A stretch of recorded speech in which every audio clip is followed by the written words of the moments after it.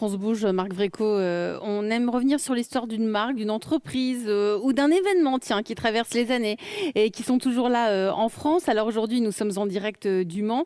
Et le Mans, je le disais tout à l'heure, c'est cette ville à elle seule, c'est un écosystème en termes de tout ce qui se fait autour de l'automobile. Et cela n'aurait peut-être pas eu lieu sans sa course célèbre des 24 heures du Mans. C'est une course annuelle. Cette année, elle va avoir lieu le 11 et le 12 juin.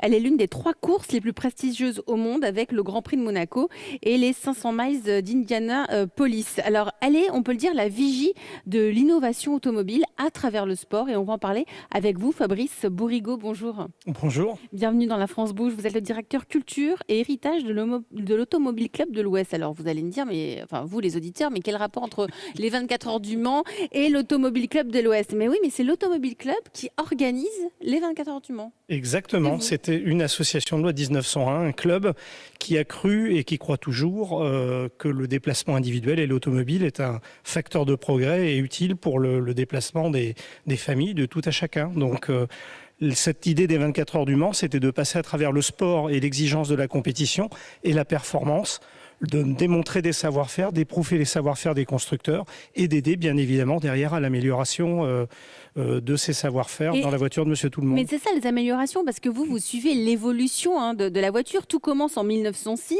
ça commence où l'automobile commence elle aussi à se développer et c'est l'automobile qui génère cette espèce d'esprit de compétition en même temps. Tout arrive ensemble. C'est l'homme qui génère l'esprit de compétition. Ça revient toujours au galop, mais c'est vrai que dès que l'automobile est apparu, il est apparu une évidence, c'était d'en faire un sport et d'en faire une compétition. Là où la CO s'est positionnée, c'était de trouver un format, l'endurance, courir sur 24 heures, parce que ça, c'était vraiment révélateur de la capacité des constructeurs à monter des machines capables d'affronter des changements de température, de courir de jour, de nuit, d'éprouver encore une fois. Donc la première course, elle arrive quand? 1923, les 24 1923. Et la petite anecdote, c'est que le gagnant de cette première course, c'est un certain monsieur Cise, c'est ça, qui n'est autre que le chauffeur dans la vraie vie de Louis Renault. Alors ça, c'était en 1906, la première course que la CO a organisée. Ok, mais pour les 24 heures du Mans, alors qui a gagné? C'est une marque française qui s'appelait Chenard et Walker, qui n'existe plus aujourd'hui. Mais il faut que vous sachiez quand même qu'à l'époque, il y avait quasiment un constructeur automobile dans tous les départements. Il y avait plus d'un millier de constructeurs automobiles en France au début du XXe siècle. C'était assez colossal. C'est un immense succès tout de suite, ça prend. Ça prend tout de suite parce qu'on en fait d'abord un grand événement populaire qui reste un événement festif et que c'est immédiatement une course de marque. C'est vrai que souvent on parle de la Formule 1 et on retient le nom d'un pilote. Au Mans, on se dit tiens, c'est Porsche ou c'est Renault ou c'est Peugeot ou un autre. Et il y a Bentley qui gagne et c'est comme ça que ça devient international. Effectivement, dès la deuxième année, Bentley, un constructeur anglais, gagne le Mans. Et à partir de là, toutes les marques vont vouloir venir. Non, pas vexer les Français. Si, parce que l'année d'après, c'est à nouveau un constructeur français qui va venir gagner le Mans. Ça va amener une innovation technologique à travers la compétition des 24 heures, le phare anti-brouillard. Ça va parler à nos amis de Valeo, mais voilà, c'est ça le Mans. Donc, c'est d'abord une course qui permet de mettre en avant des constructeurs et leur savoir-faire. Donc, vous disiez que cette course est une vigie des avancées techniques aussi. Pourquoi? Parce qu'encore une fois, l'histoire... Ce bon Winston Churchill disait qu'on voyait beaucoup de choses dans l'histoire, mais dans l'histoire, on voit, et dans l'histoire des 24 heures du Mans, que beaucoup de solutions techniques ont été éprouvées chez nous. Je vous ai parlé du phare anti-brouillard, je pourrais vous parler du frein à disque, je pourrais vous parler des premiers systèmes radio embarqués. Ça a été éprouvé systématiquement. Exactement.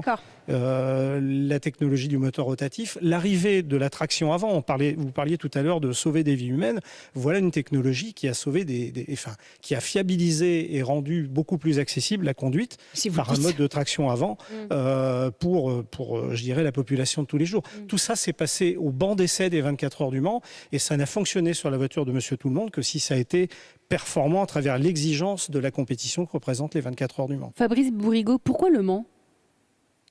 pourquoi Le Mans? Pourquoi ça a été choisi? On aurait pu prendre... Non, mais on aurait pu prendre une autre ville. Oui. Pourquoi Le Mans? Et pourquoi pas Bordeaux ou Marseille? Mais voilà, il y a bien une histoire derrière tout ça. Parce que je pense que vraiment, vous parliez ici, on est vraiment dans un berceau de l'automobile. On a un véritable terreau. On parle d'ancêtre de l'être humain, on parle de Lucie. Eh bien, le Lucie de l'automobile, pour moi, il est au Mans. Ça s'appelle la famille Bollé, qui était une famille d'industriels qui fondaient des cloches. Et, des cloches d'église. Des cloches d'église. Donc, ils avaient ce passé industriel. Et Amédée, le papa... on est à la fin du 19e siècle. On est à la fin du 19e siècle, a inventé ce qui est considéré aujourd'hui comme la première voiture pour emmener, je dirais, des familles, des personnages. C'était une voiture à vapeur. Et ces deux fils ont repris le flambeau et se sont intéressés aux moteurs à explosion, etc. Donc il y avait un véritable... C'est une terre de pionniers. Ils sont rentrés dans la légende de l'automobile, cette famille, et ça se passait au Mans. C'est comme ça que tout a démarré.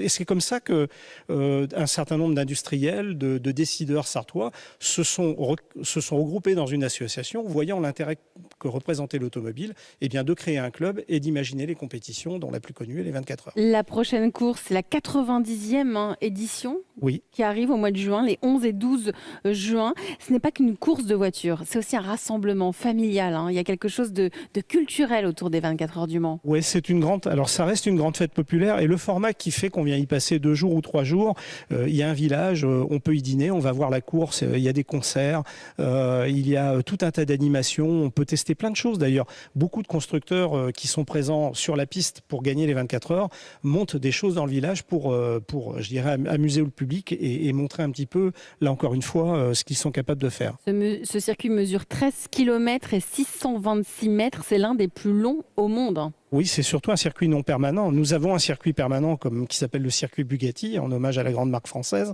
Mais là, on ouvre des routes qui sont des routes départementales pour reconstituer ce circuit légendaire. Ça doit être extraordinaire. En fait, j'ai très envie d'y aller.